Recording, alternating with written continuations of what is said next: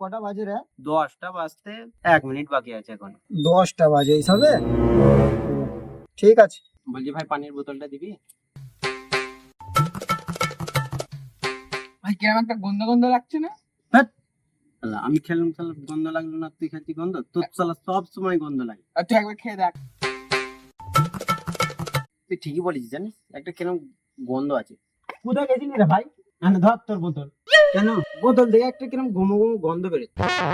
আরে ভাই, বাগানে হাঁক দিয়ে গেছিলাম, হয়তো হতে পারে একটু মাল মিলিয়ে নিয়ে গেছিল বোতলে। শালা আগে বলিস নি কেন বে? এই শালা গুলি, এই তো শালা একটু শান্তি নেই। উফ, কি ভালো লাগলো আমাকে।